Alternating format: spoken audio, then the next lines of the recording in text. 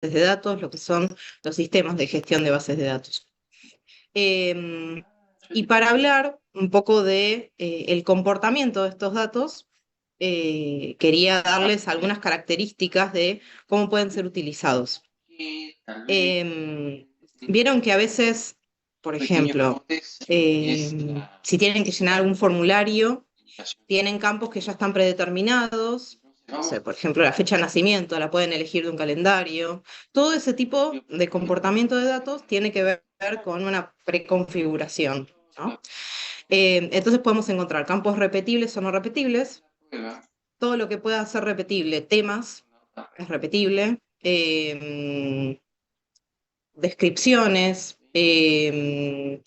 incluso fechas pueden ser algunas repetibles o no repetibles, como el título. El título es uno solo. El identificador, el número de identificador siempre tiene que ser unívoco, entonces no puede ser repetible. Todo eso se configura para qué, para asegurar la coherencia de los datos. También pueden ser obligatorios u opcionales.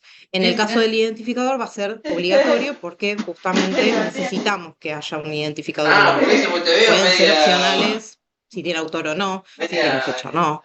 En el caso de un libro, hay libros, por ejemplo, que no tienen páginas, no tienen paginación en números, entonces no es un campo obligatorio.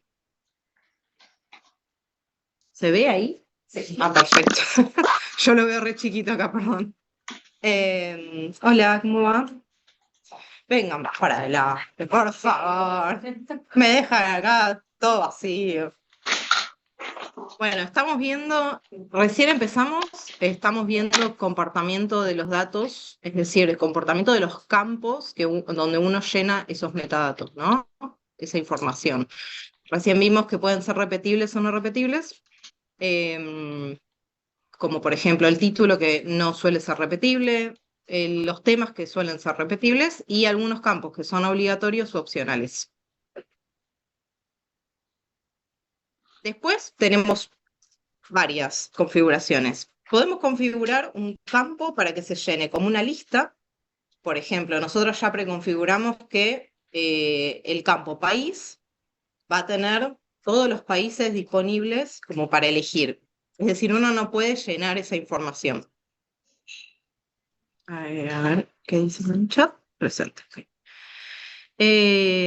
Luego tenemos, bueno, los campos alfanuméricos, que son textos libres, pero como limitación tienen lo que se llama normalización, si se quiere. Por ejemplo, en los archivos se usa mucho que el identificador tenga un código alfanumérico. No sé, en el caso del Archivo General de la Nación creo que es si uno quisiera identificar un fondo es AGN-bajo o AG-bajo, AGN-bajo, y eso es un tipo de campo alfanumérico, se ponen números también, ¿no? Pero siempre tiene que estar mínimamente normalizado. Después tenemos los campos booleanos. Los campos booleanos admiten un valor verdadero o falso, o sí o no, que lo que nos establece es una condición, ¿no? Por ejemplo, en el caso de si tuviéramos que llenar un formulario con usuarios, si este usuario está activo o no. Por ejemplo, si tuviéramos en un museo una colección, si está en exhibición o no, si cumple una condición de sí o no, de verdadero o falso. Se utiliza más que nada para ese tipo de creo que están diciendo todos presentes. Sí, Sí, yo ahora okay. me conecto por acá. Cualquier cosa, si hay una pregunta, me avisas. Sí, Dale. yo ahora me conecto por acá. Bueno, luego tenemos los numéricos que obviamente no admiten caracteres alfabéticos, pero aparte permiten realizar operaciones matemáticas, como por ejemplo el precio de un objeto y otros datos que solo tengan que ser numéricos, que no están preestablecidos como si, por ejemplo, la fecha. La fecha está estructurada en eso, por ejemplo, año, mes, día, día, mes, año, eso uno o lo elige o ya lo ingresa de una determinada manera. Luego tenemos texto largo, que es más que nada para las descripciones, son campos que admiten mucha cantidad de lo que se llama caracteres, no es palabras, no es letras, es caracteres. Los caracteres incluyen espacios también. Por ejemplo, en Twitter eran en su momento 1400, creo que eran. 140, cualquier cosa, dije. 140 era gigante. 140 y ahora no sé. Ahora creo que admite más. Ahora básicamente puedes escribir Lo que quieras, ok. Bueno, en ese momento eran 140 caracteres. Y luego tenemos lo que se llaman los containers, que los containers son parecidos a una lista, pero en realidad es un campo que contiene otros campos, otros subcampos, se diría. En este caso yo puse este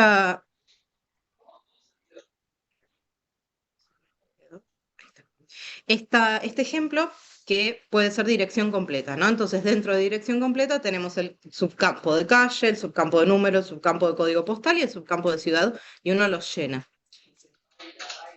En el número, por ejemplo, también va a ser un campo numérico. Y en la calle, no, bueno, en la calle puede ser alfanumérico, sí. Te digo que son nada más que 1, 2, 3, 4, 5, 6, 7 títulos. Tiene el micrófono abierto. Sí, silencialo vos desde ahí. ¿Cómo lo silencio? ¿De acá? Son participantes. Ah, ok. Participantes. Ay, es touch esto. Uf, Ahí está. genial.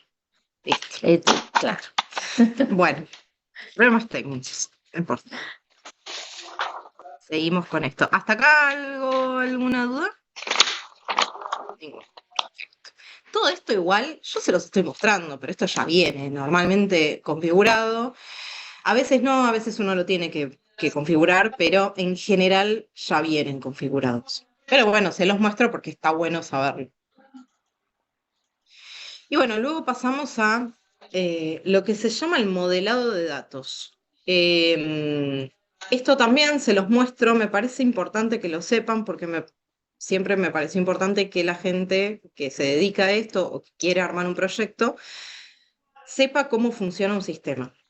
En estos casos que vamos a ver, en estos tres, ahora vamos a hablar del modelo entidad-relación, pero bueno, tiene esto, un modelado de datos. Que tienen dos aspectos: cómo se almacenan y comparten los metadatos dentro de los esquemas de metadatos a través de, bueno, una base de datos que es un conjunto de datos. Nosotros reunimos datos en un Excel y eso para nosotros es una base de datos. O tenemos un sistema, llenamos información, todo eso se almacena en una base de datos. Y tenemos después un sistema de gestión de base de datos, que son los sistemas que vamos a ver, que están diseñados para crear este ambiente en el que uno guarde, recupere información y también relacione, ¿no? Estas bases de datos que se almacenan. Que me voy a mandar por acá. El mapeo quedó completamente... y bueno, y quería mostrarles simplemente, no me interesa que se aprendan lo que es un modelo entidad-relación, porque hay modelos entidad-relación que son bastante complejos, pero sí me gustaría que lo entendieran un poquitito, que lo pudieran ver. El modelo entidad-relación básicamente, en este tipo de sistemas, tiene lo que se llaman entidades, que son, por ejemplo, un autor, una base de datos de descripción, que se relacionan y que tienen atributos. Estos atributos son los que le dan sentido a esa información. Los tipos de forma que tienen definen qué es cada cosa. En el caso de las entidades son rectangulares, en el caso de las relaciones es con forma. Y por ejemplo, les muestro una versión simple de una biblioteca donde los óvalos son atributos, donde las entidades son los autores, libros, personas, préstamos, volúmenes, que en este caso están en amarillo, y la relación está en el rombo, que es escribir. Bueno, por ejemplo, si yo tengo un libro que tiene una fecha, que tiene un ISBN, que tiene una editorial, en el caso de un archivo podría ser una carta, por ejemplo, una carta que tiene una fecha, que tiene un destinatario. Esos son todos atributos de la entidad carta.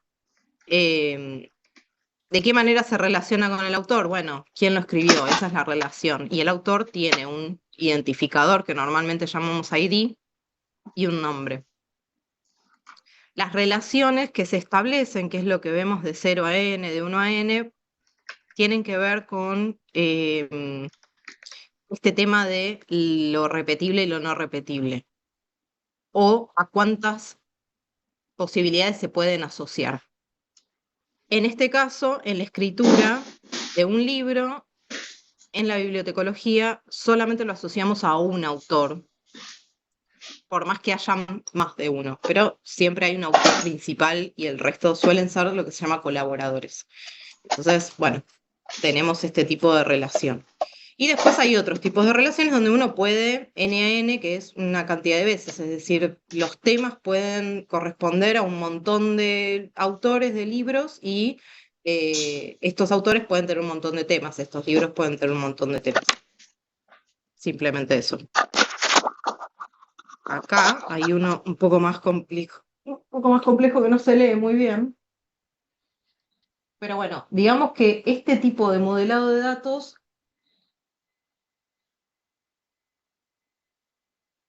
relaciona.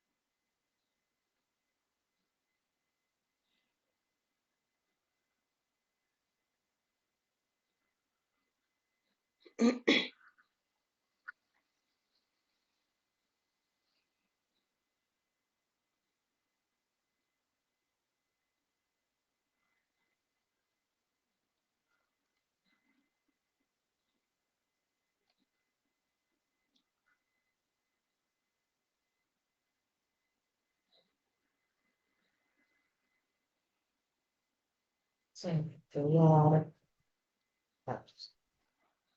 Ahí voy.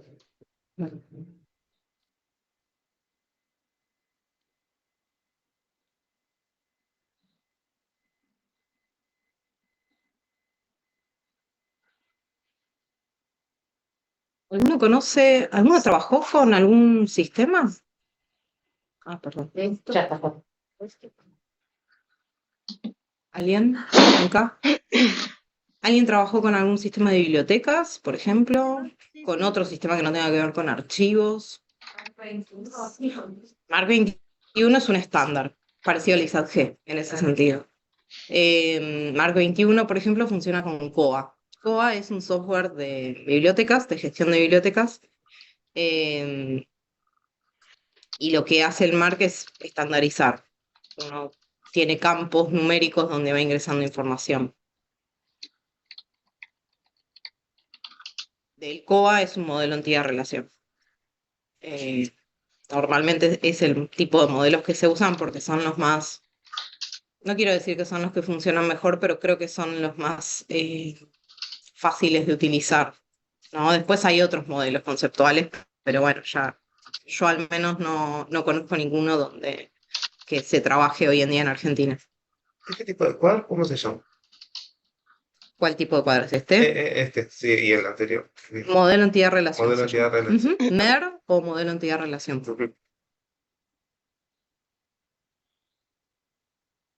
¿Me estás compartiendo datos o sigo?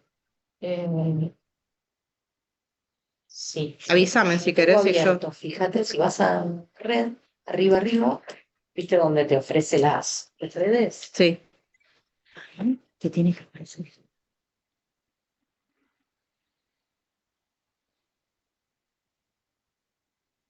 Y por ahí este va a ser más estable. Yo me quedo acá cerca o dejo el teléfono. Que te lo dé. Yo voy a salir, así no uso datos, ¿sí? Total, la tenés vos la reunión ahí. A ver ahí. Cierro todo lo que puedo. ¿Será que esta compu no tiene? No, raro. Sí, sí tiene Wi-Fi. Sí, tiene que encontrarlo. Cerré y vuelve a abrir. Sí. Sí, tarda un rato, ¿viste? En buscar. Acá. Ahí está.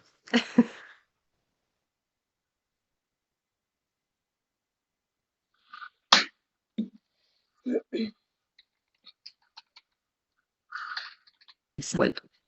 Voy a compartir pantalla nuevamente.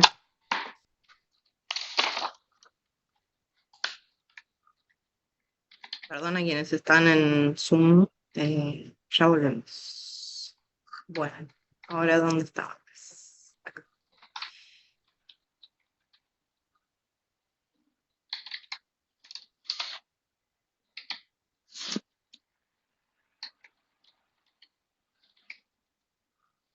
Vamos por acá. Bueno, habíamos quedado acá, en este modelo entidad-relación. Y quería mostrarles también, antes de empezar a mirar algunas cuestiones de recursos, algo sobre mapeo de datos, que me parece que también es súper interesante. Esperen que comparto.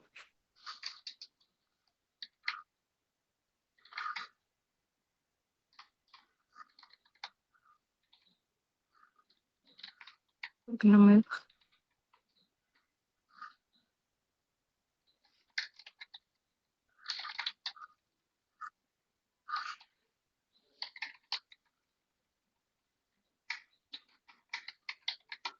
Yo me acostumbré claramente a usar...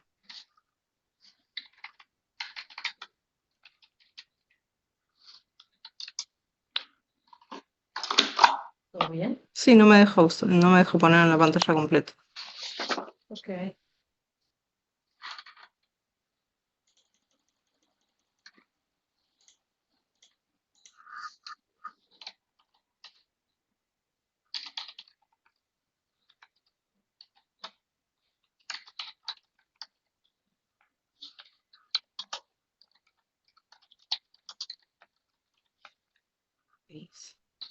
Vamos a cerrar y a volver a abrir.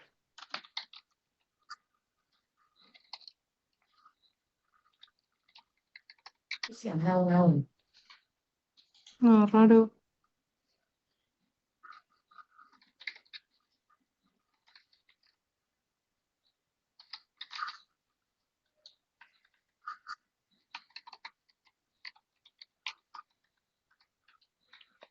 Le voy a mostrar directamente, así no hago lío, el mapeo de datos. ¿Alguna vez escucharon hablar del mapeo de datos? ¿Qué puede ser? Dentro de lo que nosotros en bibliotecas y archivos hacemos para pasar, si tuviéramos, ¿no? Esto siempre hablando de si tenemos datos en un Excel. No me acuerdo quién preguntó la clase pasada que lo tenían en un Google Forms. Bueno, esa persona que había preguntado sobre el Google Forms, si esa información está estructurada en un Excel, en un CSV, en algún tipo de formato que se pueda mapear, se migra. Es lo que llamamos migrar. ¿De qué manera se migra? A través del mapeo de datos. El mapeo de datos lo que hace es vincular datos con el esquema que utilicemos, con el sistema que utilicemos. Yo, por ejemplo, tengo un ejemplo de lo que es un mapeo de ISADG a Dublin Core. ¿Se ve ahí? Sí. Este tipo de trabajo se usa sobre todo cuando nosotros tenemos ya un producto y queremos adecuarlo, ¿no? O, por ejemplo, tenemos un Excel y tenemos que adecuarlo para que funcione en ese sistema. ¿Por qué? Porque si no, el título puede llegar a ir en el campo de autor, y eso no está bien. Entonces tiene que ser coherente la información. Y de esta manera se vincula. Todo esto después lo vamos a ver. Mi idea es mostrárselos con Omeka, que es como lo más fácil que maneja Dublin Core, que es donde también vamos a ver cómo se llenan los datos, todo. La semana que viene ustedes van a ver Atom, que también es bastante fácil. Lo van a ver de manera sincrónica, con lo cual les pido que lo miren bien, le presten mucha atención y cualquier duda que tengan, obviamente la traen a la clase de Omeka. Quizás les parezca medio chino al principio, pero bueno, teniendo todo esto en cuenta, yo creo que más o menos se pueden llegar a ubicar sobre qué es lo que tienen que completar. Acá tenemos lo que se llama un mapeo de Dublin Core a ISADG. ¿Qué es? ¿Cuál campo de Dublin Core corresponde con un área o elemento de ISADG? En este caso, los campos en ISADG se llaman elementos, en el caso de Dublin Core también. Por ejemplo, el título va a ir en el área de identificación, en la parte de título.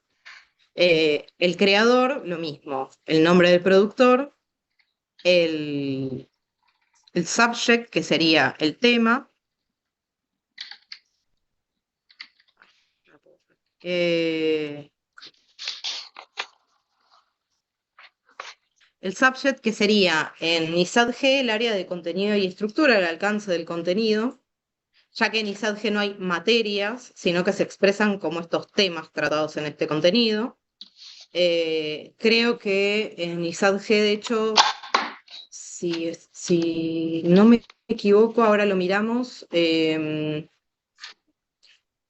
un campo repetible, pero no es un campo estructurado como suele ser en otros sistemas. Es decir, uno no busca y encuentra un término relacionado, pero no estoy segura. Ahora lo podemos mirar en el Atom del Archivo General de la Nación. Y bueno, y así con todos los campos. Hay algunos campos que se corresponden de manera directa, hay otros que no, que uno los tiene que adaptar. Ahí va un poco el proceso de pensar, bueno, de qué manera yo agarro una colección, la describo, para luego pasarla a un sistema de gestión. Ustedes llegaron a hacer un cuadro de clasificación, creo que ya les pregunté esto, pero no lo recuerdo. La primera materia con Vera, lo pusimos si queríamos hacer un cuadro de descripción, pero era opcional. No llegaron, ok. Sí. Bueno, el cuadro de clasificación normalmente es lo que les permite después pasar a todo esto. No es obligatorio, pero es algo bastante estructurado, que es lo que se suele utilizar. Tengo pero una como duda, dije, perdón. Discúlpame. dieron ejemplos. Ok. ¿Puedo De hacerte igual una manera, pregunta? me parece también importante decir que toda información estructurada es posible de mapear y luego de migrar. Migrar es subir toda esa información con el mapeo. El mapeo se suele hacer a través de esto, de un archivo estructurado, de un Excel, de un CSV, que es como un Excel donde los campos están separados por coma, los valores están separados por coma, entonces uno lo que hace es decir, bueno, esto yo quiero que vaya acá, esta columna yo quiero que vaya allá. Y eso, el sistema como que lo va ubicando en su lugar. ¿Y eso con qué herramienta se hace? Eso se hace desde el mismo sistema. Es decir, se migra diciendo, bueno, leyendo, digamos, el sistema lee el Excel y dice, bueno, esto va acá, esto va acá. ¿Por qué es importante hacerlo bien en el Excel? Porque si no, después lee cualquier cosa y lo manda a cualquier lado. ¿Es importante el nombre de los campos? Es importante que estén en columnas y bien nombrados, sí. Sí, Porque sí, ahí establece la relación. exacto, exacto. También se pueden en algunos casos subir imágenes. Eso es un poco más complejo porque, no es más complejo, pero uno tiene que subir esa imagen a algún lugar donde el sistema después lo pueda bajar o linkear, ¿no? De relacionar de alguna manera. Eso lo vamos a ver en Omeka también, se podría llegar a ver. Y en Atom directamente, si uno, por ejemplo, tiene una imagen, también la puede subir. Bueno, eso en todos. Siempre hay un campo donde se pueden subir imágenes. Esto sí. Quizá podemos hacer una migración muy chiquitita. Sí, eso me quedé pensando. Sí, podría Sea ser. de un nombre de un artista, Sí. un documento, Ujú. ¿no? Como cosas muy sencillitas, una fecha, Sí. y que vean cómo se prepara el mapeo. Es que igual eso ya es programación, ¿eh? Pero digo, por lo menos que lo Pero vean, sí, se que lo puede. vean andando, digo, no se espera de ustedes como futuros archivistas que programen, pero sí que sepan esa dificultad, sobre todo para cuando tengan que justificar en un presupuesto lo que vale un programador, sepan ese trabajo que es muy arduo. Eso es dentro del tema que voy a dar después, que va a Sí. ser qué cosas a tener en cuenta Totalmente. a la hora de implementar un software. Pero sí, lo podemos hacer, no hay ningún problema. Mi idea es que vean Omeka Classic y Omeka S, Sí. ahora no importa. Eso va a ser más fácil Luego, porque estén todos sí, online, sí. están en la compu, mirando archivos digitales, básicamente. Sí, y bueno, mi idea es que lo instalen en un servidor y que ustedes puedan acceder también, al mismo tiempo que nosotros Exacto. estamos dando la clase. Pero bueno, me interesaba, a ver, todo esto, por supuesto, lo repito, me interesa darlo porque me interesa que ustedes sepan cómo funciona y a la hora de tener que lidiar con un informático, es clave esto. Clave porque básicamente van a entender qué es lo que se está haciendo. Bueno, lo mismo, fechas, tipos de datos. No tengo un ejemplo en este momento, pero lo podemos ver. Luego, a ver si esto funciona.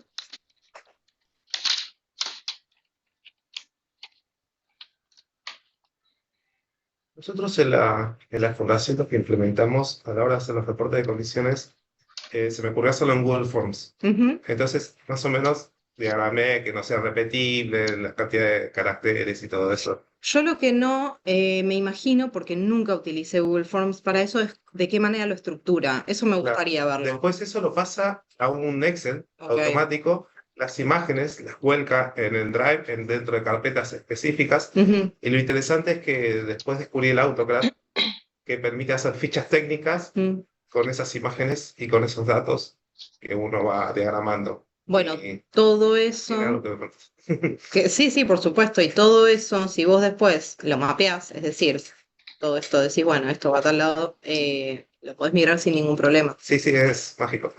Todo esto, por supuesto, hablando de si tienen ya información cargada en algún Excel, si no, también pueden instalar el software y hacerlo desde cero. Normalmente en lo que son archivos, lo que son proyectos, algo se tiene cargado. No digo que siempre suceda, pero algo, siempre hay algo por ahí. Entonces, bueno, es súper útil a la hora de no tener que hacer doble trabajo, básicamente. Sí, también es muy importante, y esto se los digo porque lo he visto mucho en trabajo en archivos y bibliotecas, es importante que esa información esté bien estructurada antes. Es preferible tomarse el tiempo de estructurar toda esa información en un Excel y hacerlo bien a decir, bueno, lo migro así nomás porque después es un lío. Realmente es un lío porque si bien estos sistemas permiten lo que se llaman cambios globales, es decir, cambios sobre todo el sistema, es complicado. Y muchas veces no lo puede hacer alguien. Yo, por ejemplo, no sé hacer cambios globales dentro de estos software. necesitan otro tipo de lenguaje de programación.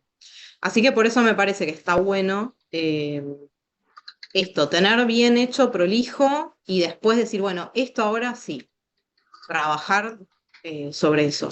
Por ejemplo, lo que se está haciendo ahora en museos nacionales es, en la parte de bibliotecas, se está trabajando sobre la información para luego migrarla al sistema, y luego sobre el sistema seguramente van a tener que hacer control, pero ya está mucho más organizada la información. A ver si puedo hacer esto. Encima está todo en inglés.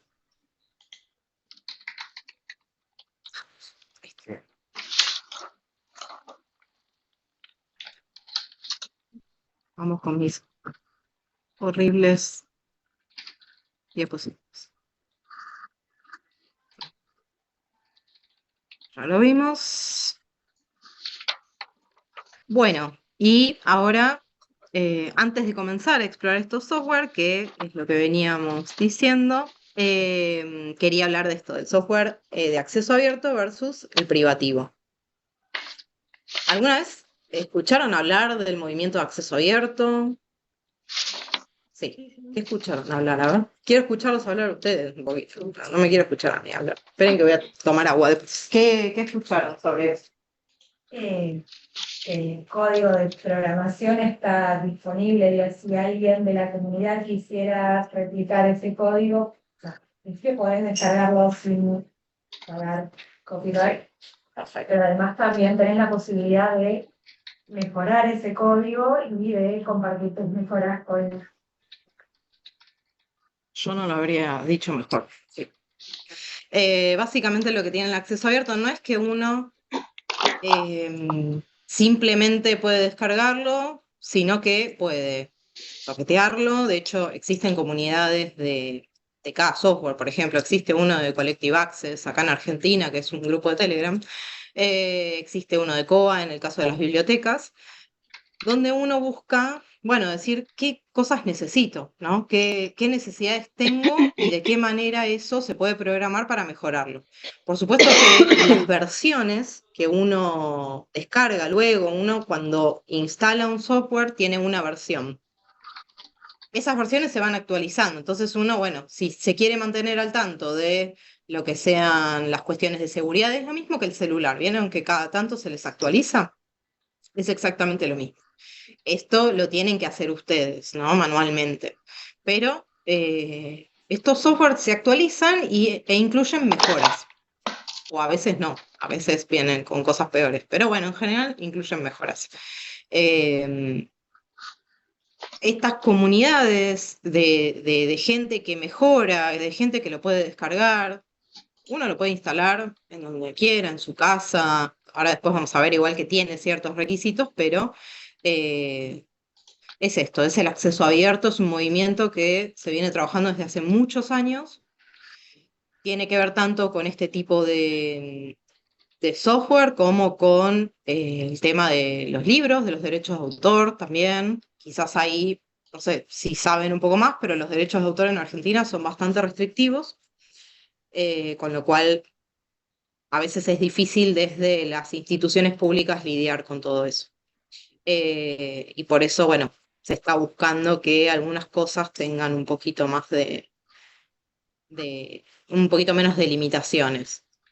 También existen, bueno, lo que se llaman las licencias Creative Commons, no sé si las han escuchado nombrar, son licencias que permiten al autor de un documento compartir esa información con ciertas condiciones. Eso creo que tienen una materia, ¿no? Si no me equivoco, más Sí, a fin sí. de año, De aspectos legales. de aspectos legales. Al principio. ¿La tuvieron al principio y no vieron las licencias? Bueno, Se nombró, pero no recuerdo haber... bueno, eso, ok. Bueno, son tipos de licencias, tengo acá, en algún lado en el texto, que tenía antes.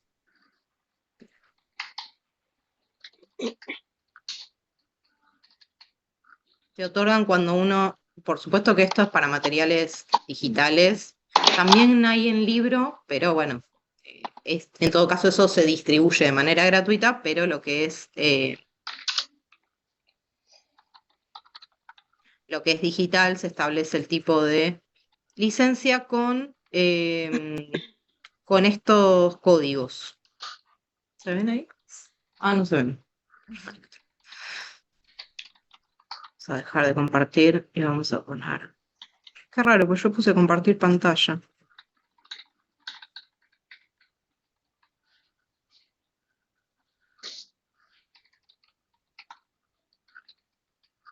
Bueno.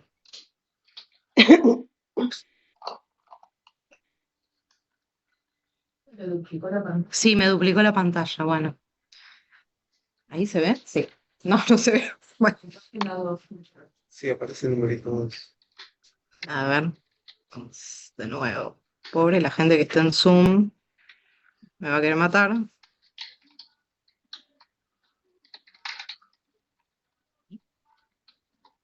No, quedó ahí nomás.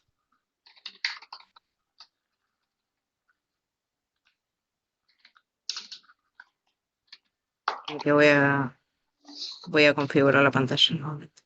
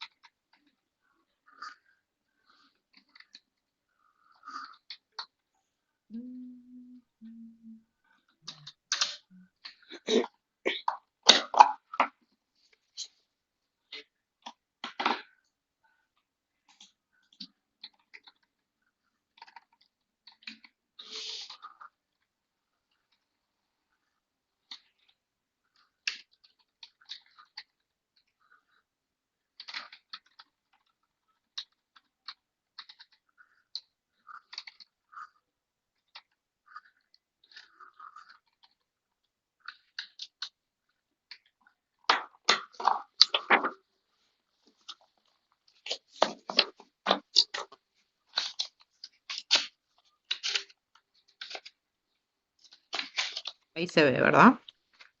Sí. Entonces, si yo pongo acá compartir.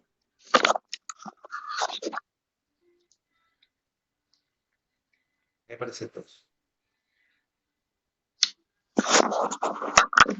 Bueno, no estaría funcionando.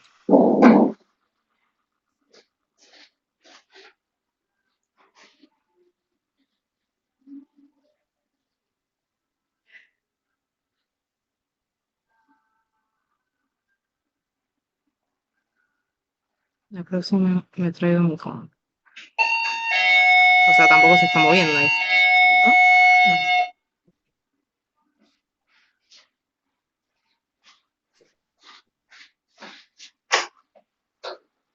¿No? Bueno, sigamos porque si no voy a perder un poquito de tiempo. Bueno, básicamente el software de acceso abierto lo que tiene es eso, versus el privativo, que lo que tiene no es solo un costo de pagarlo para que te lo instalen, sino que después hay que pagar para mantenerlo.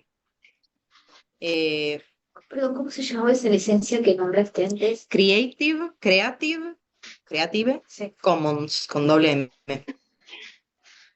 Háganme acordar la clase que viene y lo vemos bien, si no tengo que seguir dando vuelta con esto.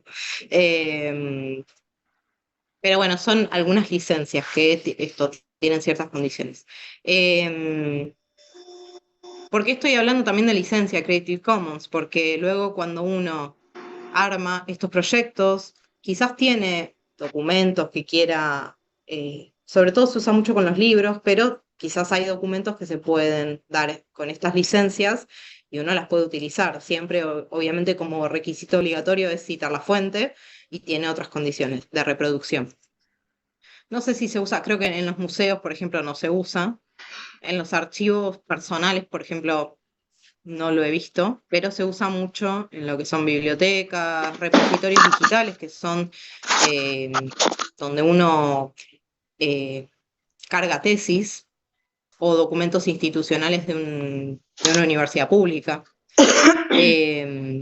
Ese tipo de lugares utiliza las licencias. Sigo acá, bien.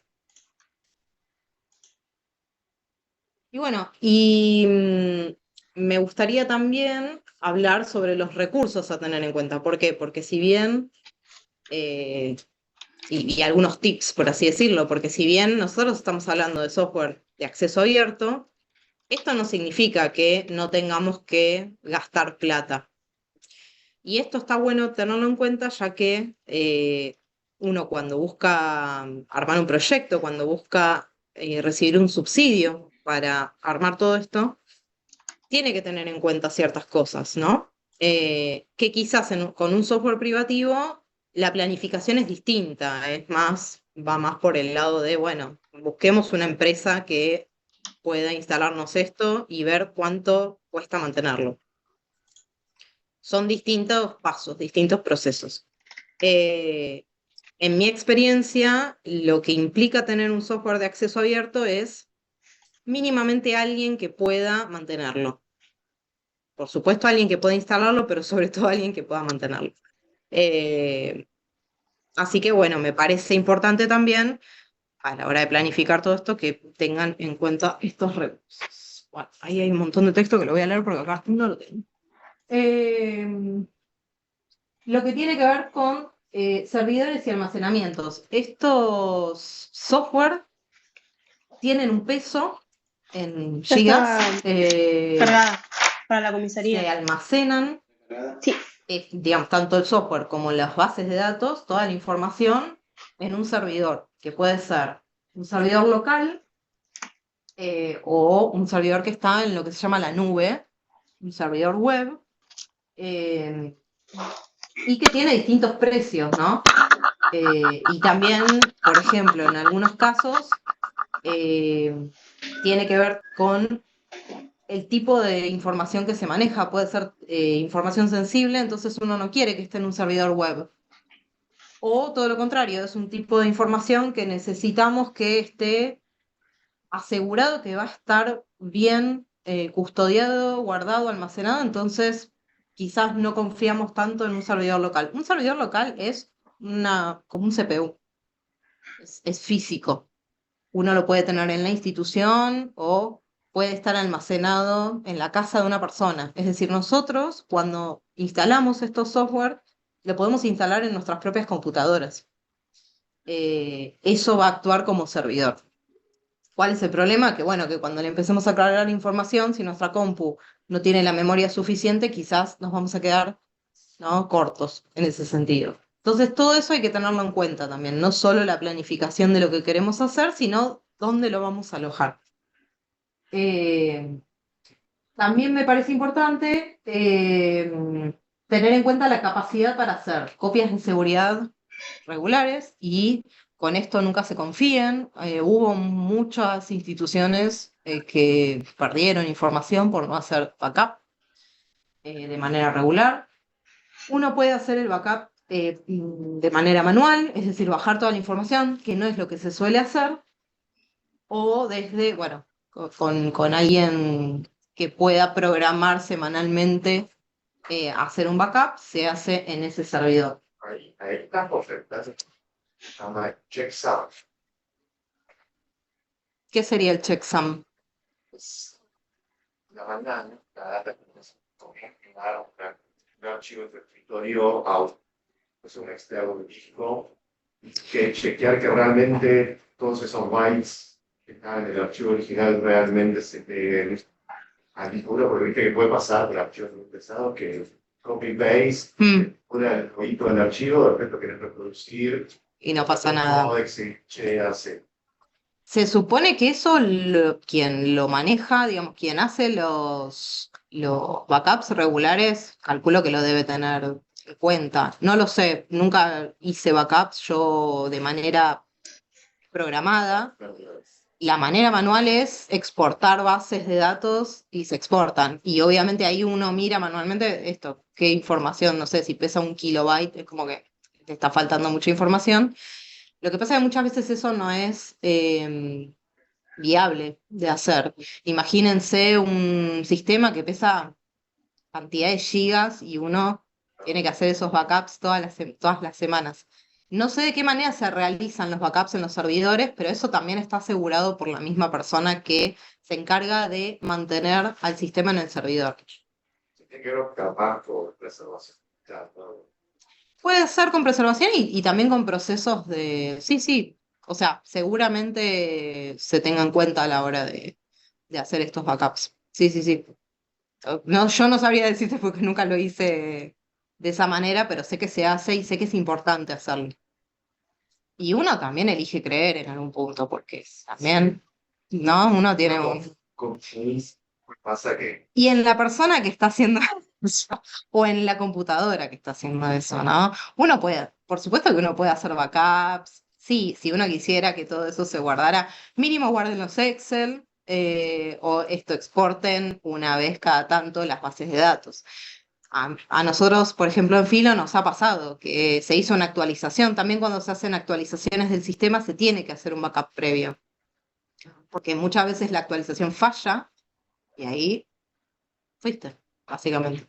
Entonces, ahí se hace quizás una exportación manual y, bueno, se realiza la actualización y luego se chequea que esté todo bien y si no, se vuelve a importar mediante este proceso de migración. ¿Hasta acá todo bien? ¿Alguna duda? Eh, bueno, y arriba puse espacio suficiente para las bases de datos y objetos digitales. También es importante esto. Si ustedes van a trabajar, ¿alguien va a trabajar con fotos, con videos, con archivos audiovisuales, algo que se pueda? Ok, y la idea es subirlo. Ok, bueno, tenés que tener en cuenta. Eh, y es súper importante. Yo he trabajado en un proyecto donde estaba todo planificado y cuando llegamos a la parte de, bueno, necesitamos 4 teras de espacio, teras es un montón de gigas, son 1024 gigas, necesitamos 4 teras para subir todos los objetos digitales y nos dijeron tenemos 2, con lo cual se tiró todo para atrás y no se pudo hacer nada. Entonces, es importante tener en cuenta eso, ¿no? Quizás lo que se puede hacer depende, ¿no? De lo que se quiera subir, pero se puede hablar de la calidad también de las imágenes, bajar un poco la calidad, como para que pesen menos, pero bueno, es un dato que hay que tener en cuenta, súper importante. Además de las bases de datos que no suelen ser muy pesadas, pero si se tiene mucha información, sí. En un momento se empieza a hacer medio gigante, medio un monstruo.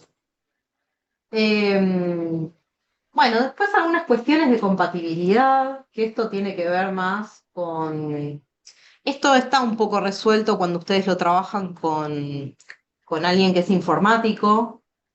Más que nada, bueno, algunos, en general estos sistemas soportan Windows, Linux. Es mejor siempre trabajar con Linux, pero Windows también tiene esta posibilidad hoy en día de instalar un programa y que funcione bien. Antes no era tan común, Windows era un poquito más cerrado antes, y Linux te permite hacer otros procesos, eh, y a veces funcionan mejor en ciertos Linux. Pero bueno, es algo a tener en cuenta si uno, por ejemplo, quiere instalar uno en una computadora, bueno, esto. Es decir, ¿es compatible este programa? Por ejemplo, a nosotros nos pasaba en bibliotecas que teníamos un programita que se llamaba Winisi, no sé si alguien lo conoce, eh, un programa de hace muchos años, desarrollado por la UNESCO, eh, que no funcionaba en Windows de 64 bits, solo funcionaba en Windows de 32, con lo cual en algún momento se volvió obsoleto. Y hoy en día es muy difícil encontrar Windows de 32 bits, en general son de 64, entonces ya no se puede usar, básicamente. Bueno, esas cosas, si bien estos sistemas no son así, porque aparte son en entornos web, funcionan en entornos web, en su momento quedó obsoleto. Bueno, también estos sistemas necesitan ciertos requisitos, ciertos programas que los ayudan a funcionar, como MySQL, bueno, PHP, Java, son distintos lenguajes de programación que permiten que estos sistemas funcionen y tienen versiones también. Entonces hay una cuestión de compatibilidad de, bueno, este software funciona con esta versión de MySQL. Eso lo pueden ver, si quieren, después cuando termino de compartir pantalla lo vemos. Lo pueden ver en los manuales de estos software. Por supuesto que estos software tienen manuales. Están en inglés en algunos casos, pero todos tienen manuales sobre estos requisitos mínimos que tiene que tener el sistema. Y bueno, esto puede parecer obvio, pero navegadores soportados si es acceso vía web. También, si uno trabaja con una computadora que es viejita o que tiene un Windows viejito, hay veces que el Chrome, por ejemplo, no te deja acceder. Entonces también es importante tener en cuenta estas cosas. Son cosas que quizás pueden parecer que están resueltas, pero muchas veces no están resueltas, porque tenemos equipos viejos. Así. ¿Hasta acá? ¿Alguna duda?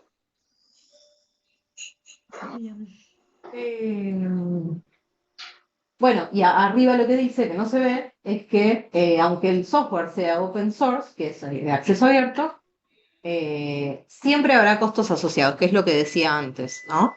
Y que me parece que está bueno tener en cuenta a la hora de planificar un proyecto. Sobre todo para cuando se reciben subsidios o se financian de otras maneras. Bueno, en el caso del software privativo hay un pago inicial o una suscripción anual. Por ejemplo, el Museo de Bellas Artes, no sé ahora, pero trabajaba con un sistema que se llamaba TMS, The Museum System, que era privativo, y en determinado momento se dejó de pagar su mantenimiento porque, bueno, no había plata, y quedó no obsoleto porque se puede seguir utilizando, pero ya no se actualiza. Con lo cual hay muchas funcionalidades que se pierden, ¿no? Estas cuestiones de seguridad, todo lo que tiene que ver con el mantenimiento. Eso hay que tenerlo en cuenta. Y para lo que es acceso abierto, bueno, el soporte especializado, alguien que lo pueda mantener y actualizar. Bueno, lo mismo, el servidor, almacenamiento y redes, si uno tuviera que comprar o alquilar, en el caso de los servidores web se alquilan anualmente, suelen ser en dólares, no suelen ser muy caros, pero bueno, hay que tenerlo en cuenta, que uno tiene que alquilarlo para poder mantenerlo. Y sí.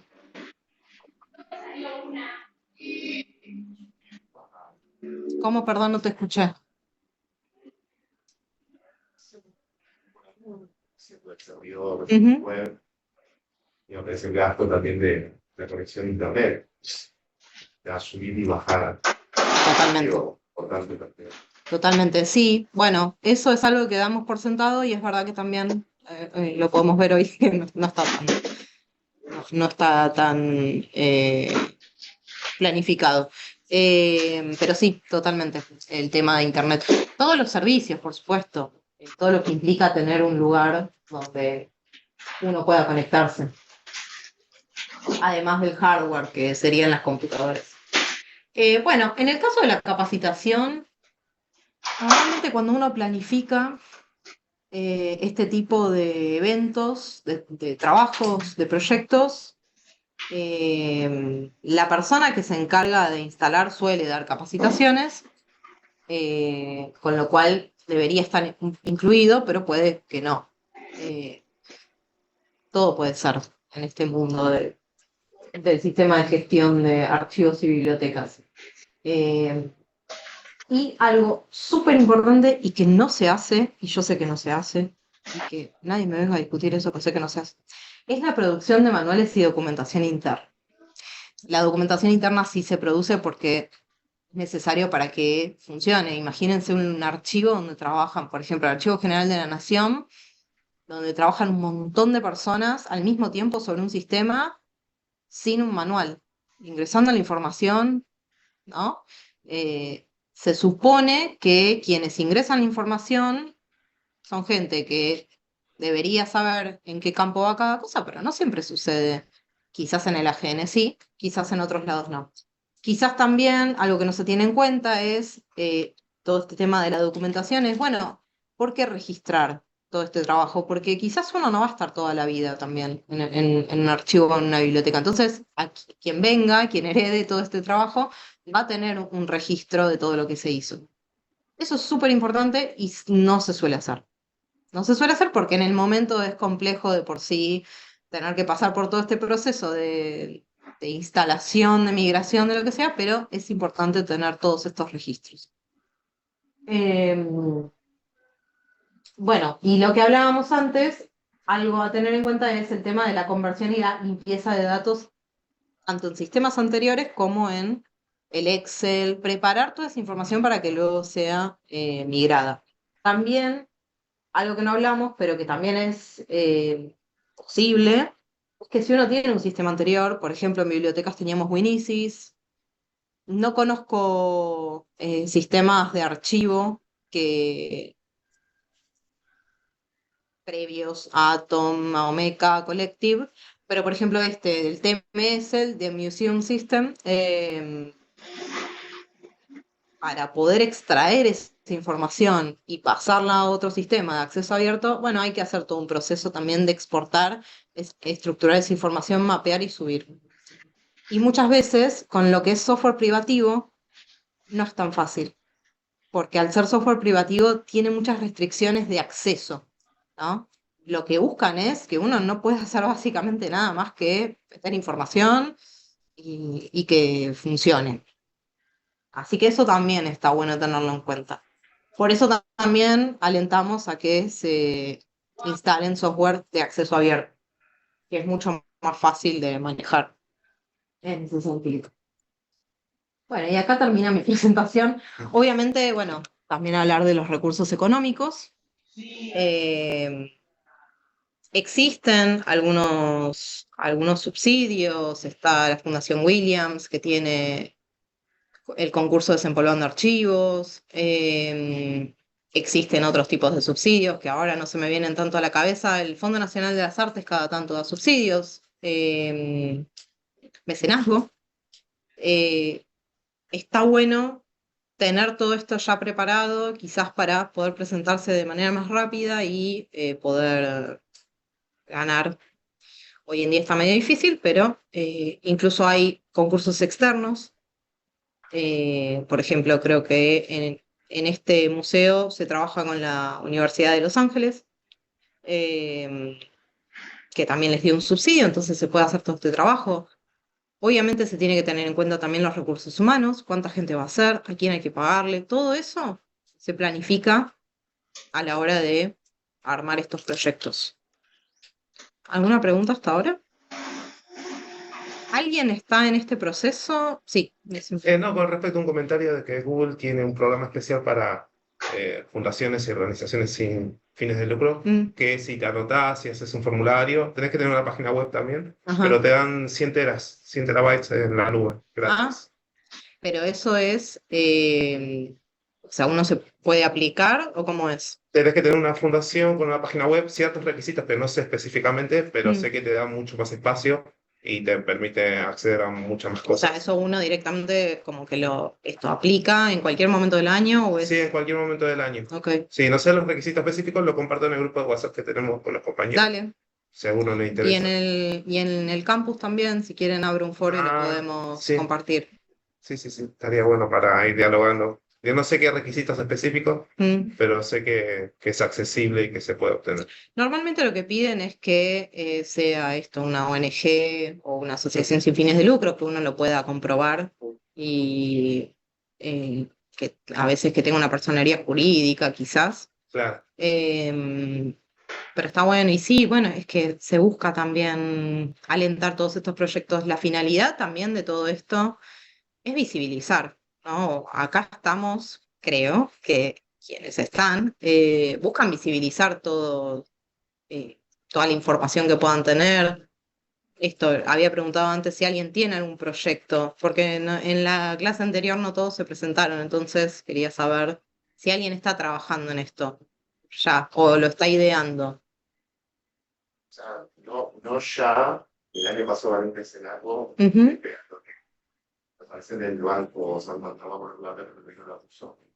Sí, Todo no se fue fundiendo. ajá, Y el presupuesto que me asignaron es mucho menos de lo que había planteado, por lo tanto también cambia mucho el accionar que pueda tener. ujú. Bueno, esto es muy, muy real y hay que tenerlo en cuenta también. ¿Sobre qué es el mecenazgo? Es un proyecto para poder hacer una serie de películas, ¿no? Mm, En teoría, la idea era poder trabajar toda su filmografía, pero bueno, con la reducción, digamos, con lo que aprobaron el presupuesto, no se va a poder hacer de los paros. Y además, bueno, se está devaluando la plata también, se pasa el tiempo. El año pasado, ahora pasado un montón de cosas. sí. Bueno, eso también en Argentina, que a veces damos por sentado, no. Se me olvidó ponerlo. En Argentina tenemos que tener en cuenta el tema de los procesos socioeconómicos y cuándo podemos tener disponible esa plata, ¿no? Y qué podemos hacer con eso.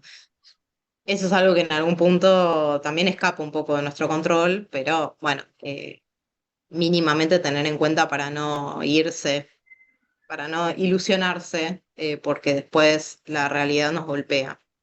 Eh, Más o menos, bueno, también con el Fondo Nacional de las Artes, mencionamos el fondo que hay. Poder hacer algo con trabajo de archivos, es inclusive. sí, Bueno, de captar cosas afuera, ujú. que aplique también ese de ahí, llegar a esa preselección de todo el mundo, lo que está buenísimo para lo que ve y bueno, a esperar a ver lo que viene. Entonces, así como un poco difícil. Sí, es un trabajo arduo. Sí, totalmente. Yo pasé por lo mismo trabajando en una biblioteca de género y feminismos que se llama Tierra Violeta. Me acuerdo que todos los años había que armar proyectos para recibir, ¿no? Subsidios y era complicado. Pero bueno, cuando lo recibíamos era como, bien, ponernos las pilas y ponernos a Claro. hacer todo. Y eso nos daba un poco de esperanza. Con lo cual, a ver, tampoco es que es imposible que uno pueda gestionar todo esto, pero es un trabajo grande y sobre todo, bueno, en tu caso, si es con películas, implica mucho de los recursos que hablábamos de lo técnico, porque tampoco está bueno armar un proyecto para después tener que bajar en calidad, ¿no? Después subir un producto que no tiene calidad. Eso, bueno, es algo que hay que tener en cuenta también. Eh, ¿Alguien más había levantado la mano? ¿Vos? Hay preguntas en el chat, me dijeron. A ver. ¿Alguien más había levantado la mano? Puse una pregunta en el chat A ver qué dice. para. Así. Yo nunca instalé el software en una unidad externa. No, o sea, tiene que ser algo que funcione de manera remota las 24 horas, a menos que uno tenga las 24 horas de todos los días conectado ese dispositivo. No lo veo muy posible. Tiene que ser algo que esté conectado aparte. No, no. No, no sé si se puede, esto se lo podemos preguntar a Ramiro, pero yo nunca escuché que se pudiera instalar en una unidad externa. Eh, en general se suele instalar, por ejemplo, en un CPU que uno tiene ahí, que tiene, un CPU es, ¿no? El aparato con el que funciona el hardware, con el que funciona la compu, y que está conectado y prendido todo el tiempo, permanentemente. Esto también implica un gasto de luz, ¿no? Para contestarle a Soledad. Tenemos que mirar el manual de Omeka para... la clase que viene vamos a ver Atom, lo van a ver de manera sincrónica, y la otra clase vamos a ver Omeka. No es necesario, no lo vamos a instalar, ya va a estar instalado. simplemente les voy a mostrar cómo funciona. La idea no es mostrarle cómo se instala, porque, bueno, a un punto, si les tengo que mostrar los 3 software, no terminamos. En 8 clases me queda corto. Me parecía que Mi había idea es mostrarles un poco cómo funciona también esto, para que ustedes no necesariamente hagan trabajo de programación. Si quisieran hacerlo, por supuesto que podrían. Mi idea es mostrarles un poco de qué manera pueden pedirle a un programador lo que quieren, las necesidades que tienen y de qué manera lo pueden cubrir. ¿Existe algún curso, no acá, pero para ver estos programas específicamente o no sé? Que yo sepa, no existen. A ver, ahí hay otro frente que hay que tomar y me parece súper interesante que estas diplomaturas también empiecen a movilizar todo eso, que tiene que ver con las comunidades. Lo que hablaba antes, de que es importante que empecemos a movernos y a exigir, ¿no? Exigir estos cursos. Bueno, yo quiero armar un curso, de qué manera se puede gestionar. Actualmente, quienes trabajamos en archivos y bibliotecas, no solemos tener un solo trabajo, solemos tener de 3 para arriba, con lo cual es difícil a veces armar todo esto, pero yo creo que es muy necesario armar comunidades donde toda esta información y todos estos procesos se puedan compartir. En el caso de archivos y museos. ¿Cómo, perdón? ¿El curso de qué? De Omeka. Omeka es uno de los software que vamos a ver. Omeka es el más fácil igual de los 3. Es el más sencillo de instalar, tiene buena funcionalidad en cuanto al diseño. Lo que tiene es que es medio acotado el esquema de metadatos que utiliza, entonces si uno quiere describir de una manera muy completa, ahí se hace difícil. Pero bueno, eso lo vamos a ver más adelante. Utiliza Dublin Core. Pero bueno, me parece que sería súper interesante esto, ¿no? Empezar a exigir ese tipo de cursos. En archivos yo no conozco, en bibliotecas suelen haber más cursos, sobre todo de este software que usamos que se llama COA. Se escribe KO, HA, significa regalo en maorí. Sí, estoy diciendo bien. Y sí existen porque hay una comunidad más grande también, ¿no? Pero bueno, estamos en un momento en la archivística en el que se está gestando, ¿no? Se está poniendo un poco más de moda el tema de los archivos, con lo cual es el momento también para eso, gestar todo este tipo de actividades. Sí, obvio. Estoy bien. Yo estoy terminando de también una plantilla de Google, pero es como si fuese Excel, pero es de Google. De cargar todos, inventariar toda la biblioteca. Ajá. ¿Sí? Sí. Un poquito ya lo encontré yo. Desde Access, que lo pude hacer y salió bastante bien. Uh-huh. Ahora, entonces, mi paso siguiente sería contratar con ellos, ¿no? Un programador para que esta información, para hacer ese mapeo que vos decís, Uh-huh. Y que lo pueda, que sea compatible, que esa planilla que yo tengo, ese documento, sea compatible con el que yo elija, ¿no? Vos estás hablando de bibliotecas, ¿verdad? O de archivos. De una artista. Pero tiene... Una biblioteca de libros, su biblioteca. Ok, una cosa, te digo para ubicarnos, más allá del fondo del artista, de la persona, lo que es biblioteca está separado de archivo, en lo que implica un sistema. Se puede importar, pero vas a tener cosas que te van a quedar medio en el aire. Estos software que vamos a ver se usan más para archivo y no tanto para biblioteca. Para biblioteca se usa, por ejemplo, el COA. Yo siempre el objetivo es hacerlo público. Uh-huh.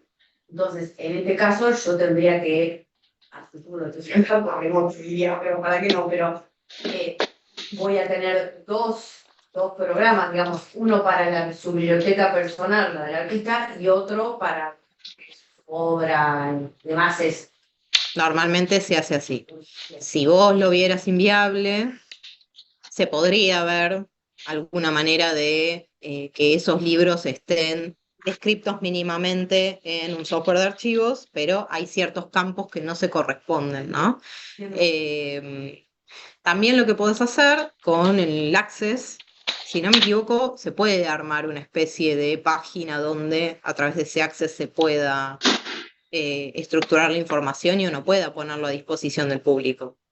Yo nunca lo hice, pero yo creo que se puede hacer. Digo para que tampoco instales dos software que, bueno, es... Para mi mente que necesita un poco de orden. Sí. Todo lo que vamos a ver acá es más que nada para archivos. También está esta discusión de, bueno, por ejemplo, los museos. Los museos tampoco están representados del todo en en estos tres que vamos a ver. El que mejor los representa, es decir, todos los movimientos del museo que no tienen tanto, digamos, los mismos movimientos que un archivo, es el Collective Access. La diferencia entre los tres es que el Collective permite hacer préstamos.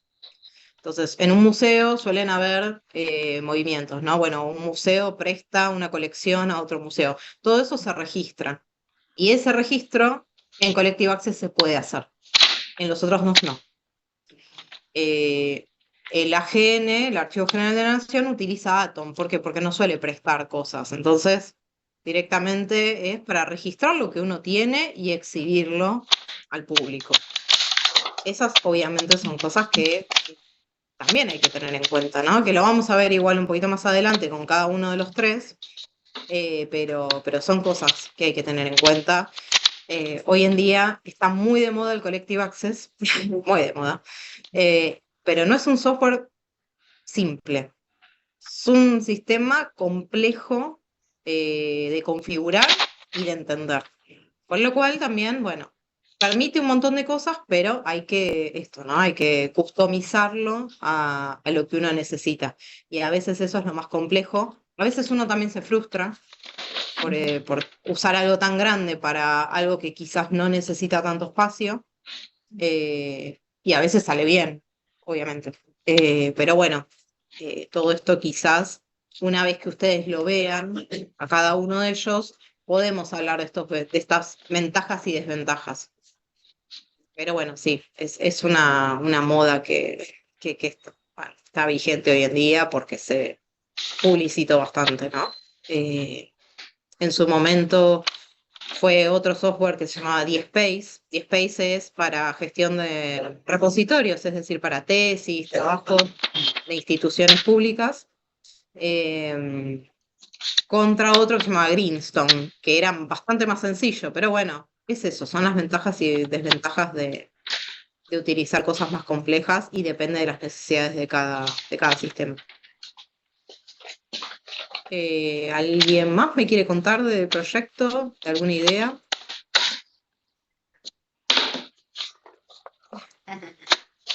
Vamos, no sean tímidos. ¿Por qué están acá? Cuéntenme. ¿No? No sé si se escuchan. Voy a sacar esto. Ahora no me acuerdo qué quería mostrarles. No sé si... Esto. A ver, quiero sacar esto. Bien. Ahora pareciera ser que lo... Una pregunta. Sí. Si la información ya está cargada dentro de una página web que ya está configurada, ¿eso se puede migrar a nuestros sistemas? Sí, depende de a qué te referís con página web. Es decir, Página web donde están cargadas, por ejemplo, las notas de una crítica de arte. sí. Ella tiene una página ahí donde se cargan todas las notas que ella escribe en ámbito financiero. Bueno, hay que ver de qué manera se cargan. Porque las páginas web, depende de cómo funcionen, uno, digamos, o sube un archivo o se Sí. cargan, Uno sube archivos. si tienen ese archivo se puede, sí, claro, y se puede bajar también. El tema es ese, que haya información estructurada que se pueda, lo que se llama exportar. Claro, que esos archivos existen en algún lado. Sí, Ujú. Hay una manito arriba. sí. De Serena. Serena, una compañera quiere hablar. ¿Se puede escuchar? A ver. Creo que sí.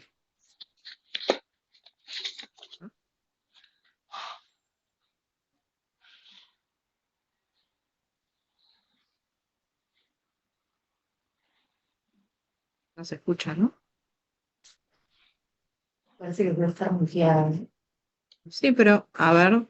¿Quién quería hablar? Serena. Sí. Serena. Dice una compañera quiere hablar, por eso. Voy a seguir compartiendo.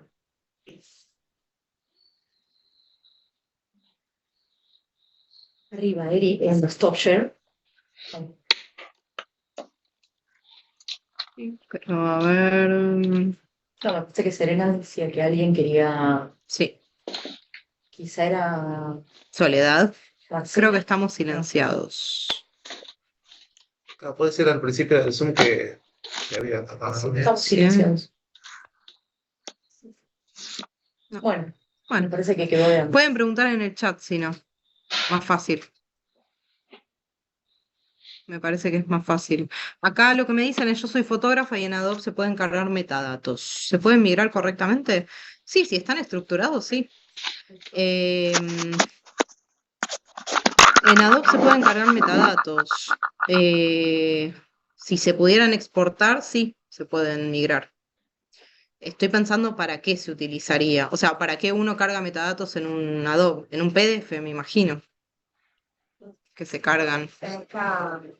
Una pestaña, pero en el documento. Claro, en el documento. Pero tiene campos ya que son preestablecidos, no podés. No es que podés editar tampoco qué campos. No, pero si eso se puede exportar a un Excel, se puede después hacer el famoso mapeo de datos del que tanto hablé hoy. ¿Sabes que de alguna biblioteca que ya esté trabajando con Omeka o Collective Access? Sí, por supuesto. A ver, vamos a mirar eso. Ah, tengo que compartir de vuelta. Tengo que compartir pantalla.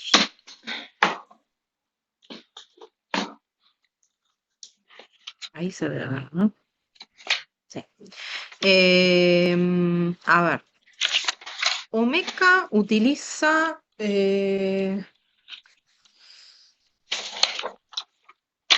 esperen, Collective Access, vamos por Collective Access. El archivo de Carlos Ortúzar, que la otra vez lo vimos, utiliza Collective Access. Es un archivo chileno que habíamos visto la otra vez. En la visita a Espigas, me gustaría, voy a tratar de que esté la persona que trabajó en este archivo, como para que les cuente también un poco la experiencia de trabajo con Collective. Este Collective está hecho por alguien, por una persona chilena que labura desde hace rato con Collective y que parece que le enganchó, le agarró la mano.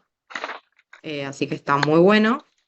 Después, el archivo de Espigas tiene un Collective. Ida también trabajaba con Collective. Ida trabaja con Collective. Pero no se ve la página, creo que no está bien. Todavía no está disponible la página de la Fundación Ida. También el Instituto de Musicología, si no me equivoco. Ah, sí. Musicología, ¿no? De musicología también trabaja con Collective. ¿El moderno? Aparte de archivo. El moderno creo que no tiene.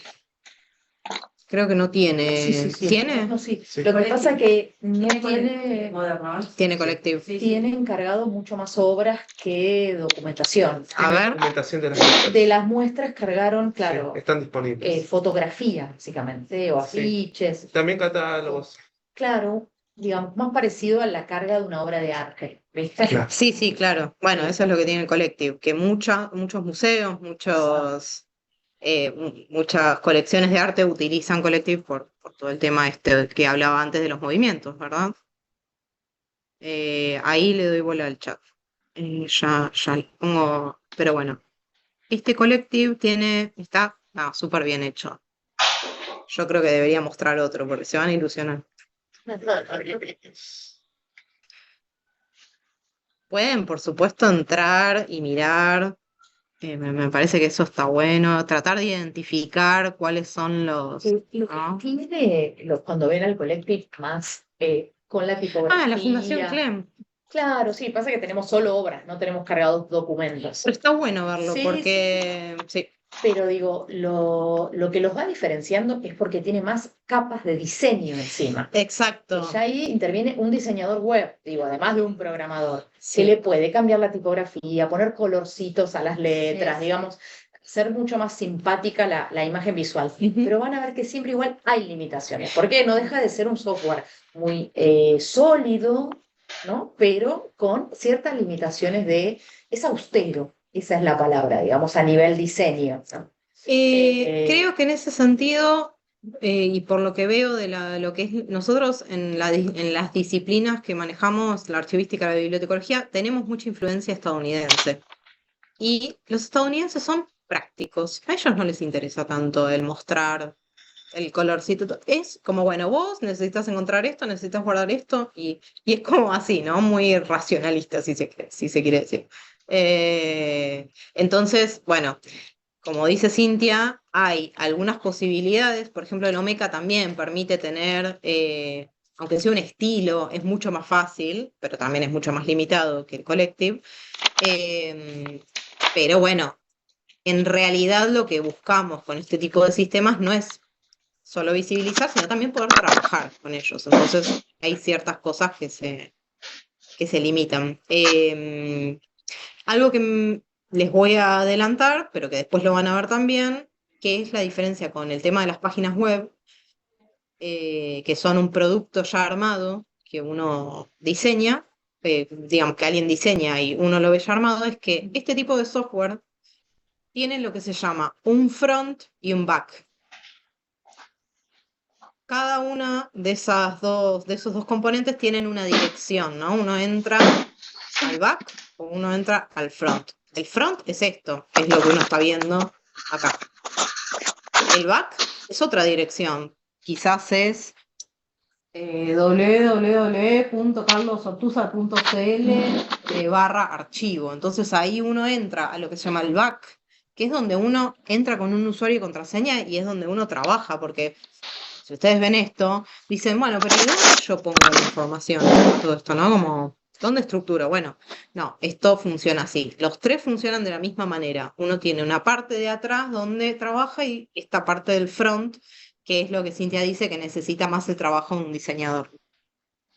Voy a aprovechar la pregunta de Agustina, que A ver qué en dice. realidad, claro, está preguntando por qué si es un software de descarga libre se necesita un programador. Bueno. Te dejo responder una parte a vos, pero Sí. voy a hacer una respuesta más Sí, sencilla y básica. O sea, descargarlo puede descargar cualquiera. Ujú. Les invito a que lo intenten porque además hay un demo Y hay para manuales. probar y hay manuales. O sea, una persona con conocimientos y muchas ganas lo puede lograr. Ujú. Después va a llegar a momentos en los que dice, bueno, este campo no lo quiero acá, lo quiero allá, o no lo quiero en inglés y lo quiero en ruso, o no quiero, digo, cuando empezamos a querer cosas, Claro, ahí es donde hay que codificar y hay que trabajar con un programador. No sé si Agustina me estará escuchando, pero digo, es esa la parte donde, digamos, ahí estás trabajando con una herramienta, yo que vengo trabajando con programadores un montón, puedo considerar que aprendí algunas cosas, pero ni me animo a tocar. O sea, porque es una cuestión de competencias también. Me siento mucho más segura sabiendo qué pedirle al programador y si me dice, no, esto me lleva 3 meses, digo, no, esto se hace en 3 días. Yo ya sé cómo, pero no lo voy a hacer yo, digamos. Eso es lo bueno, ¿sí? Eso es lo bueno que ustedes sepan. ¿Qué cosas son dificultosas? ¿Qué cosas son cambiar 2 códigos?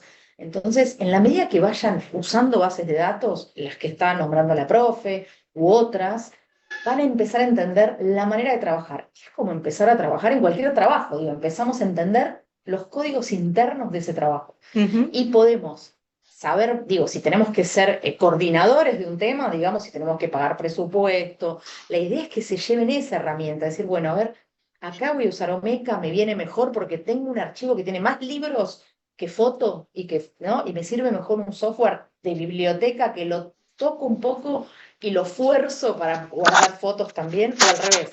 Tengo más obras de arte y tengo pocos documentos.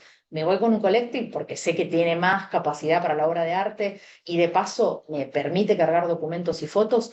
El objetivo de la materia es un poco decir que ustedes puedan ir a buscar a la gente correcta según el archivo en el que están. Sí, exacto. Pero van a necesitar el trabajo en equipo, digamos. Ya ninguna disciplina es autosuficiente y a la gente de la gestión digital, digamos, la necesitamos. Y si no, muchas de las personas que cursan acá les pasa, o que cursan artes en general, es que después estudian restauración.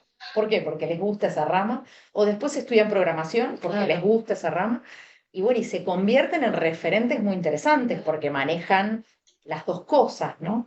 Esto es lo que más va a empezar a pasar, que va a haber graduados de carreras artísticas que estudian programación y listo. Alcoyana. Bueno, yo estudié bibliotecología, pero dentro de eso estudié tecnología y ahora también hice una diplomatura en archivística. Yo hace 4 años nunca me hubiera metido con archivos, para mí era la biblioteca y nada más.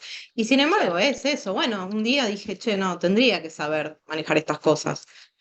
Nunca me metí en la conservación, pero ¿quién me asegura que, claro, dentro de 3 años hago una... Y no quiere decir que por ahí si estudias conservación vas a restaurar un libro de la biblioteca, digamos, va a seguir estando... Creo que vamos a terminar haciéndolo para eso, pero sí. Un poco de todo. Bueno, es que sí, es un poco de todo.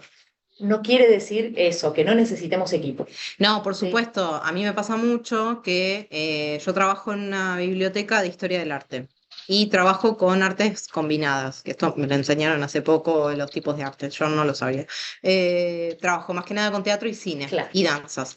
Y estos grupos tienen información súper rica en terminología que yo no tengo. Yo tengo la técnica para ingresar el libro, pero los temas los saben ellos y saben de qué manera se actualiza un término. Entonces, a mí me sirve que una persona venga y me diga, no, ya no se dice comedia musical, ahora se dice teatro musical. Ok, listo, voy y lo cambio, ¿no? en el catálogo.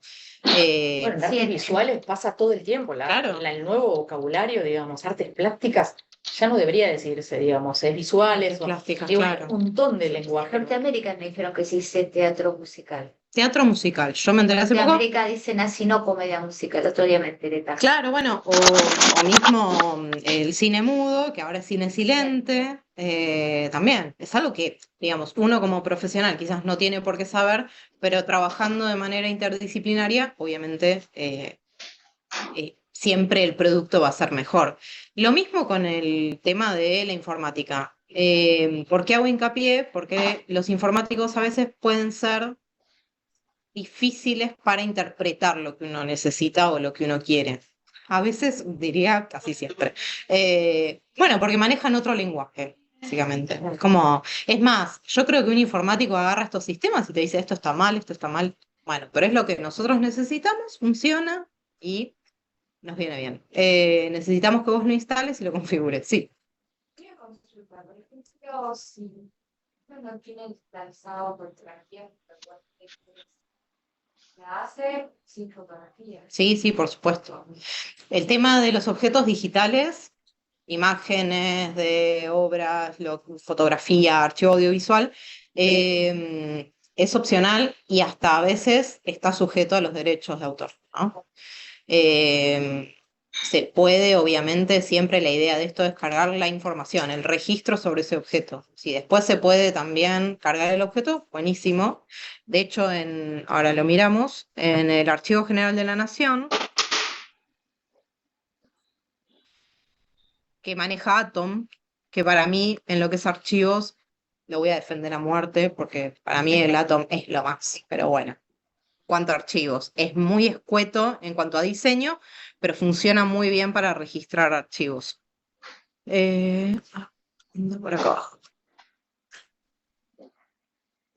No sé si está acá. Más. Bueno, así está acá. Dentro del Archivo General de la Nación también, que eso es clave, y a veces tampoco se hace, realizan manuales sobre de qué manera utilizar el ISAD-G, ¿no? Digamos, son ejemplo de cómo debería ser un archivo, que eso parece clave, muchas veces no pasa. Una de las grandes críticas a la Biblioteca Nacional es eso, que nunca fue un ejemplo de lo que debería ser una biblioteca, y siempre costó un montón, ¿no? De hecho, no tienen un software de acceso abierto, no lo usan, usaron uno privativo, que en su momento fue una gran crítica, pero bueno, es lo que se pudo en ese momento. Esto es un Atom, y si uno va... No sé. Bueno, la Dirección Nacional de Migraciones lo que tiene son documentos sobre los inmigrantes que vinieron en determinado periodo. ¿Ven? Acá tenemos objetos digitales. Y ahí tienen desplegado un ISAT-G. Y tienen desplegado el ISAT-G, pero ven que lo tienen cargado. Esto está escaneado. Y abajo están las distintas áreas con la distinta información. Ven que el nombre del productor, si uno aprieta acá, lo relaciona con la entidad autor, que sería el Archivo General de la Nación, que tiene sus propios campos de relleno. Esto igual lo vamos a ver más adelante. Lo van a ver la semana que viene, seguramente con el video con los videos de Ramiro. Pero bueno, quería mostrarles un poco cómo se ven los objetos digitales. Pero sí, no es necesario, no es obligatorio que estén sí o sí, porque si no, no podríamos registrar la mayor parte de las cosas que tenemos, ¿no? De los objetos, de los documentos. Es importante ver el tema de los derechos. A veces hay instituciones que lo suben igual. Están sujetos a que les digan, bueno, halo. Pero...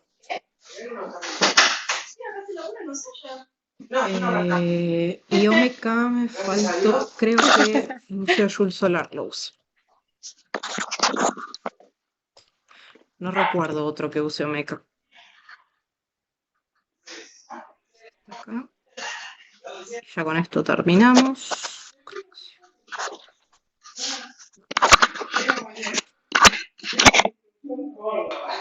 Bueno, no es este.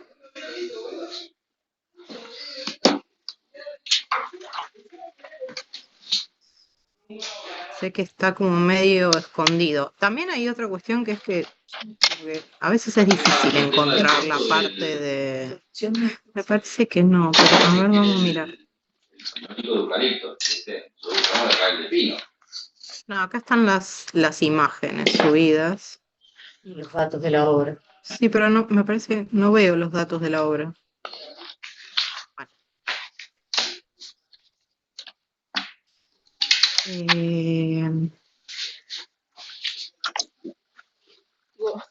Solar.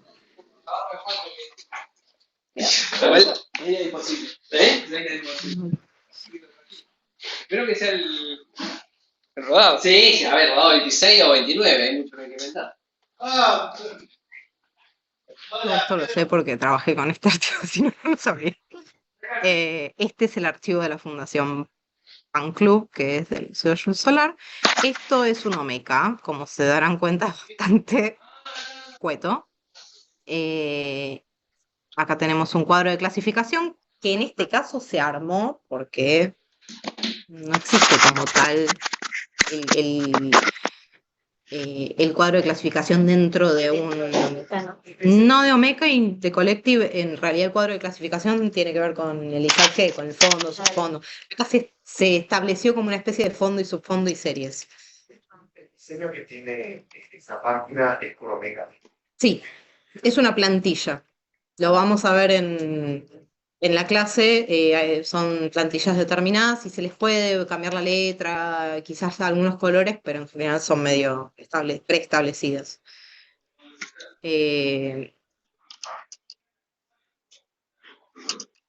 Ven que, bueno, también está escaso en cuanto a la descripción, pero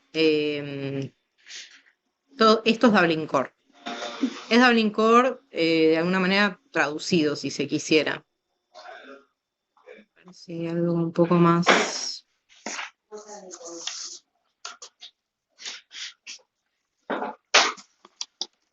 Bueno, hay un poquitito más de información.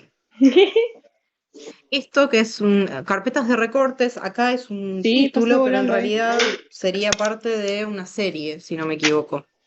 Correspondería a una serie. No, a una subserie, perdón, acá dice la subserie. Tiene un identificador que era lo que decíamos que es alfanumérico, ¿no? Y que cada uno de las jerarquías tiene que tener una información extra, tiene que tener un número o algo que indique la jerarquía, el árbol, ¿no?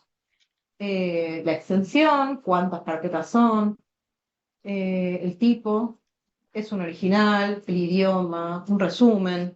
Todo esto son metadatos.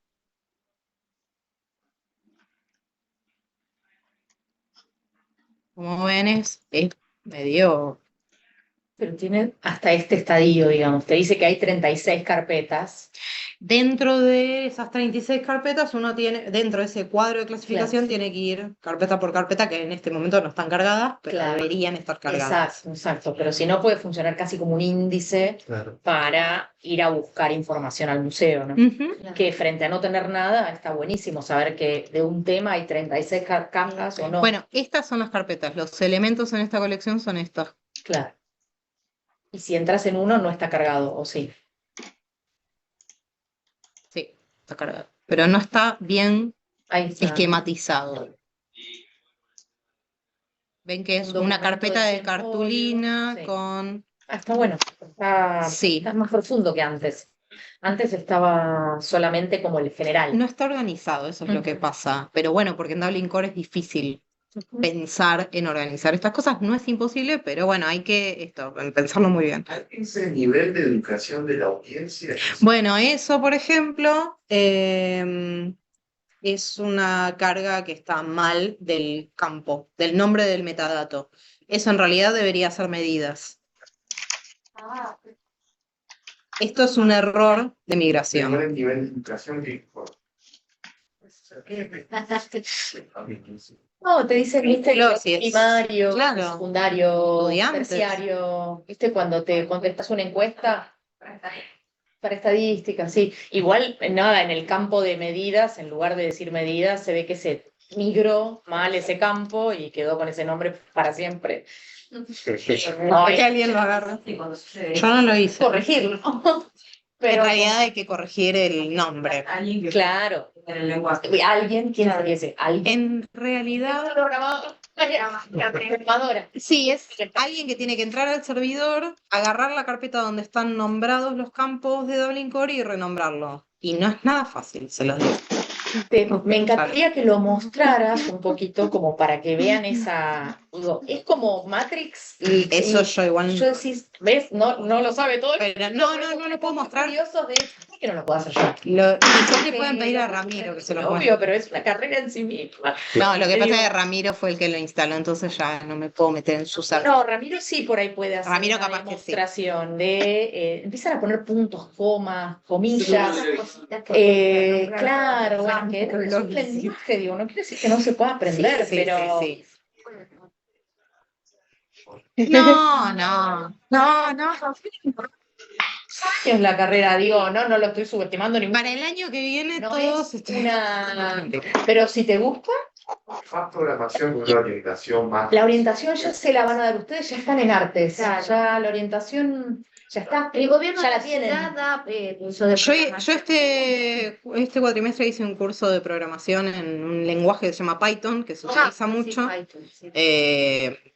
Y bueno, nada, son cosas que se pueden hacer, pero también es esto, hay gente que lo puede hacer por uno y no hay necesidad de estudiar programación.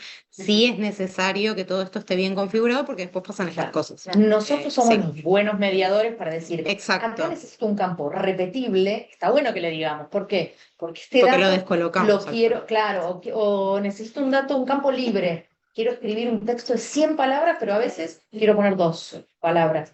Entonces, si ya entendemos eso, podemos dialogar, porque el programador cuando le decís campo libre dice, ya sabe lo que está. Sí, Digo, igual eso es lo interesante. Es- Después eso es la lo- persona te puede hacer recomendaciones.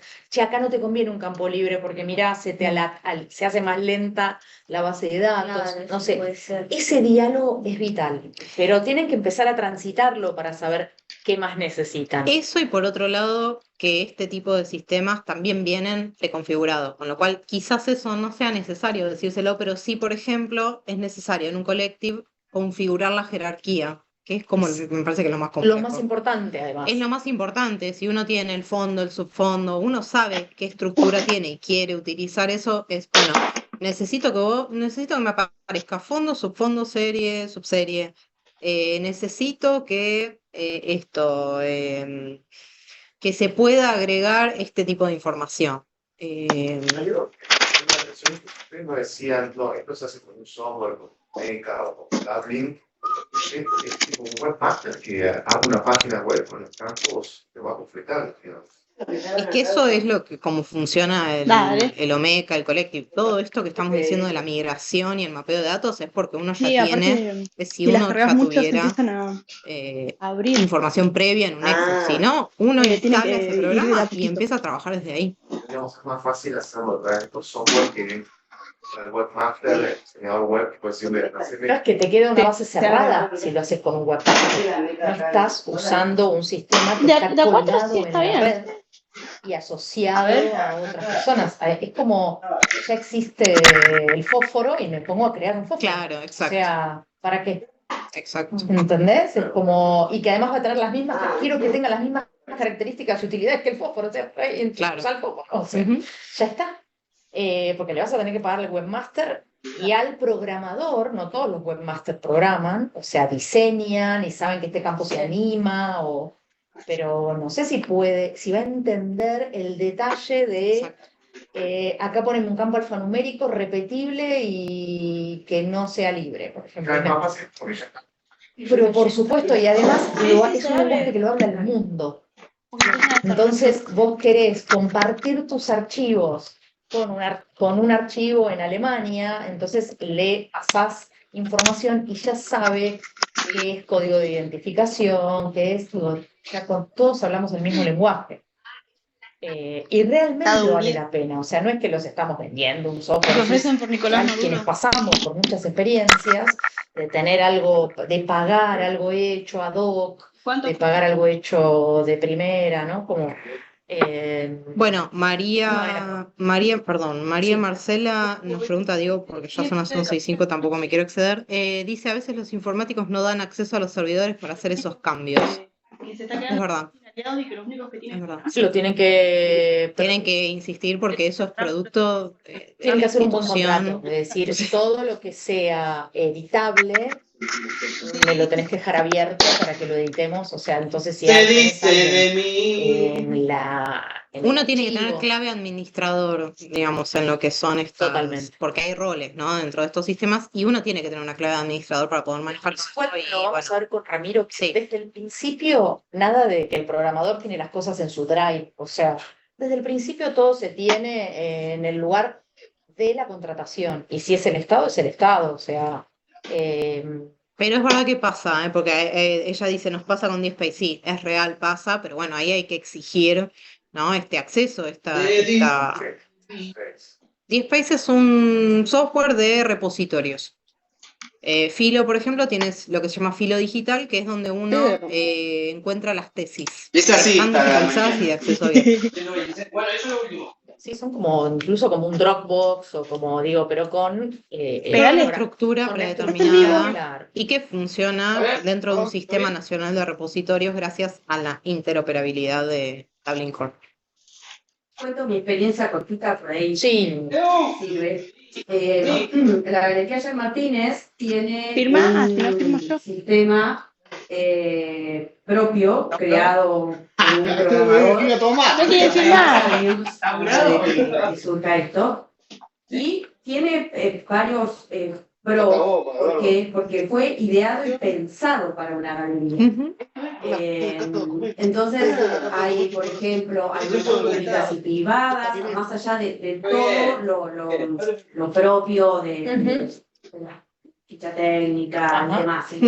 Y tiene la particularidad que dentro de la página se pueden linkear distintas cosas. Entonces vos estás en una obra y un acuse de carta pones un link y ese link te adelante. tira al catálogo de esa obra que está archivado, que está digitalizado ¿La en la entiendo? misma página. Esto es un poquito el sistema que está, que es Sí. muy bueno en ese sentido, ¿no? Mm. Dos cosas. Una que por supuesto uno siempre termina hablando con el programador, porque las ¿Cómo cosas es el también van- mantenimiento de eso? uno va, las cosas también van avanzando. Entonces, nada, el tema de los tags. Puso desde un primer momento, no los usábamos, después nos dimos cuenta que sí. Claro. Y, Los tags son etiquetas que se usan. y después Todas las Siempre una sola. que es un permanente aprendizaje. ¿Por qué lo digo?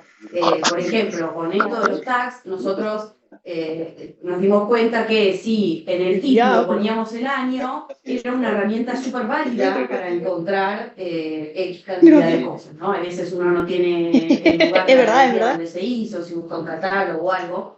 Entonces, eso lo aprendimos mucho después de buscar muchas cosas que sabíamos que estaban y no las podíamos encontrar así, no nos surgían rápido. Entonces, digo, es, como tantas otras cosas, por ahí esto está más estandarizado, pero siempre es ensayo y error, siempre hay que probar, el equipo interdisciplinario es fundamental, porque vos ves una cosa que yo no veo, yo pongo, qué sé yo, nosotros nos dimos cuenta que en las notas públicas sirve para hacer referencia, por ejemplo, si en un catálogo hay un texto escrito por fulano de tal, entonces vos por ahí estás buscando eso, entonces ya sabés, digamos, me imagino que así como pasa a mí con la galería, esto también debe tener por ahí, aunque sea más estructurado, debe tener sus pequeñas cosas que sirven para... Pero acá hay algo importante. Si, todo eso mismo que decís, por supuesto, se puede hacer en estos software. ¿Qué pasa si este programador perdés contacto con la persona que diseñó o su equipo? O sea, esas personas tienen la base cerrada. Y podés contratar a un programador que intervenga, pero tenés que darle todo abierto, tenés que abrirle con claves y eso. Este programador, lo dejas de llamar, ¿te entrega las claves y los accesos? Lo tenemos. Para que ustedes sigan.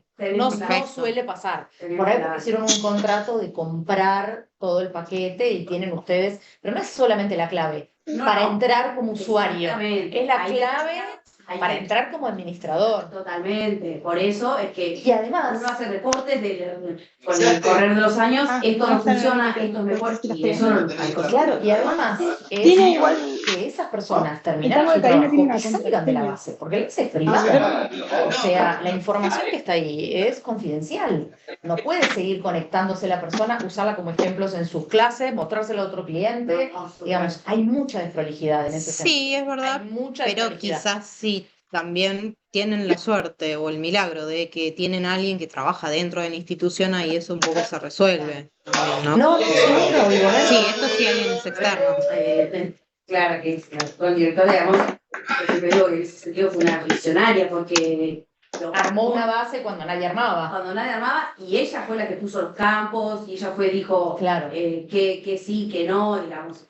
Hoy con Italia Lunes es mucho más simple hacer campos y ver cosas que más, pero es vertiginoso lo que cambió en 20 años el acceso. Sí, te diría, sí, un poquito menos. Yo trabajaba en Malva en 2006 cuando hicimos la primera base cerrada, porque no había posibilidad. Después apareció la licencia en español de Lucien System. 8157. Yo trabajaba en Proa, y ellos compran un montón de licencias y se dan cuenta que no la pueden pagar. Después, porque salía $8.000, el dólar a 40, vuelven para atrás, bueno, y recién ahora ponen Collectus. O sea, todos hicieron un camino, ¿no? Hasta ahí. La profe de la materia para que sigamos. No, bueno, igual nada, en la clase de Omeca lo vemos bien. Ay, claro, y hay que hacer un sí. Esperen que dejo de compartir, bueno. Eso. No, bueno, no es que hacemos una militancia del libre versus el pago, digo, el libre bien usado, simplemente tenés un mantenimiento muy económico, podés llamar a un programador cada 2 años para decir, hacen estos ajustes, limpia un poco la basura digital que se va quedando de los usos, ¿no? Como limpiar el correo, ¿no? Como hacer ese tipo de cosas. Sí, nos asegura también, me parece que la parte más importante de esto es que entiendo que cada uno puede hacer cosas según la necesidad y está bien, no es que uno juzga y dice, no, porque en su momento, bueno, pero ahora. Lo que pasa es que lo que se busca también en este tipo de sistemas es que uno forme parte de comunidades y ahí es donde uno quizás se pierde un poco, ¿no? Exacto. Pero eso no implica que después no se pueda Después aprender reacondicionar y lo claro. pones en tu base. Sí, sí. ¿Entendés? Aprendés del Es una migración, Claro. Claro. Sí, Pero totalmente. además podés acceder desde cualquier computadora, múltiples usuarios. Digo, tiene toda esa función de apertura Que el que no TMS quiere no decir tiene, por ejemplo. poner en riesgo la información, pero sí de apertura que para todo lo nuevo que querés hacer, decís, no, bueno, tengo 3 empleados más y quieren acceder en Zoom desde su casa. Bueno, hay que programar, ¿viste? Y todo es más plata, más plata, más plata. Bueno, de hecho el TMS te dan, por ejemplo, 3 usuarios.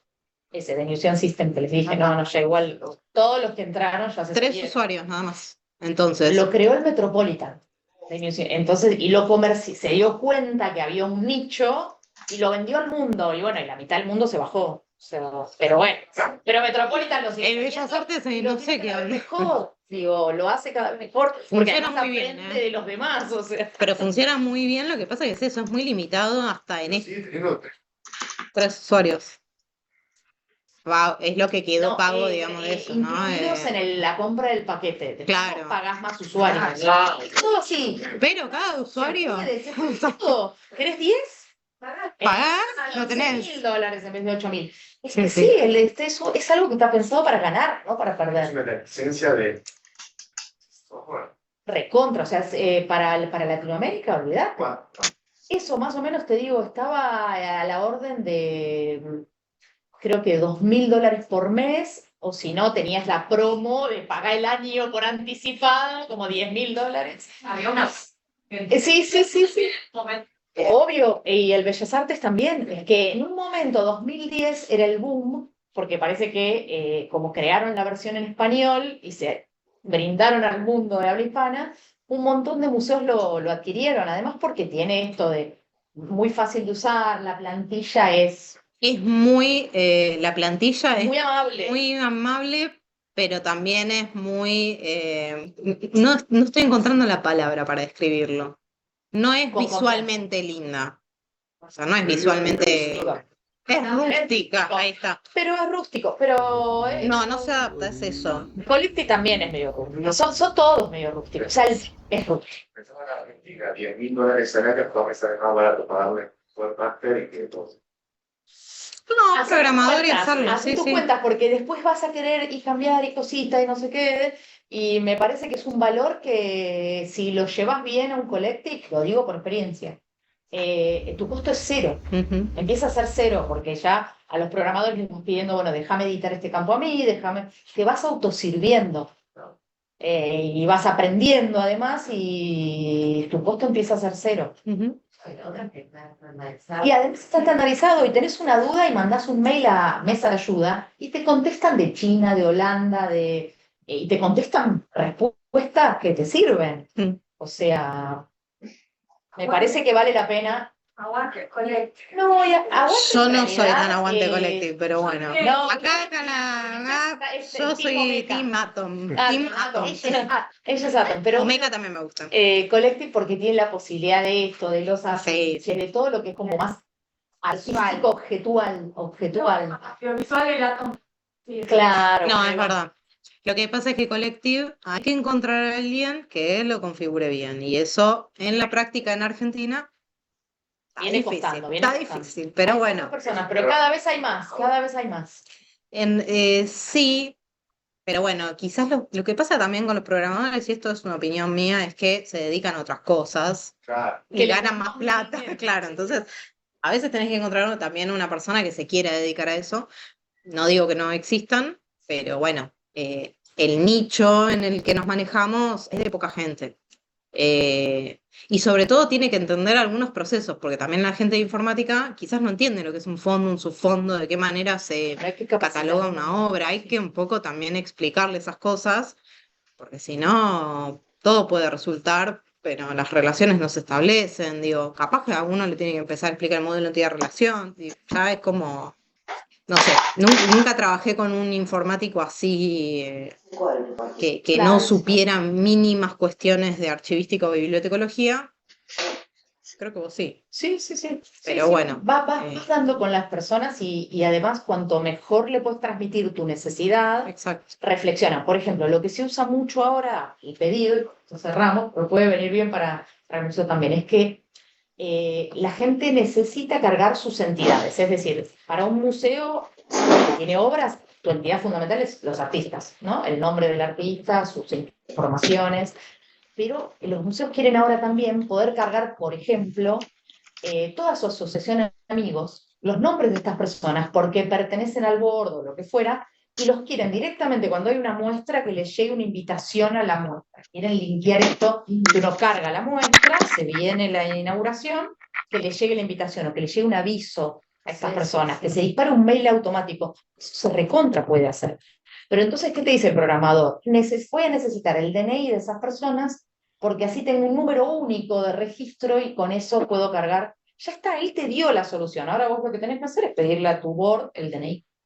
No creo que nadie te lo niegue. Digo, van encontrando soluciones juntas. Me dice, mira, si no te puedo poner el nombre porque los nombres se repiten muchas veces. Hay muchos Julio Sánchez, hay muchos, ¿no? Entonces, dice, necesito los DNI para que sea un número único, porque si le vas a poner un código a la persona, entonces cuando dialogas con alguien con voluntad y vos le explicás bien lo que necesitas, quiero que le llegue un correo, quiero simplificar mi comunicación con la audiencia o con mis audiencias, y se pueden hacer Es más cosas fácil, fantásticas con programadores, con voluntarios que van entendiendo qué necesitas, qué necesita el mundo del arte o el mundo de los archivos o el cine o el teatro. Me parece que además eso, lo que acá puntualizó Erika, es fundamental.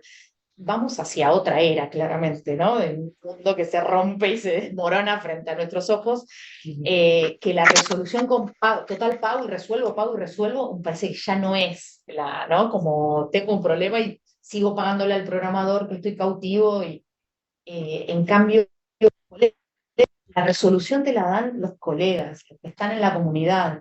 Las Vas experiencias. aprendiendo las experiencias, lo colectivo, y que me parece que vamos hacia un mundo más amable en ese sentido, y que ahí también hay gente que está en la vanguardia de lo digital, además. Así que... Bueno, a mí me llama la atención eso de pagar 10 lucas para tener la licencia del software y además tengo que pagar un productor, digo. No, Vos si le pagás, lo hacen te hacen ellos. todo, claro. Y además pagás mensualidad. El programador y después pagás sería por cada si vos cambio lo que haces. querés o cada customización que querés, eso sí, porque te dan una base estándar. Claro.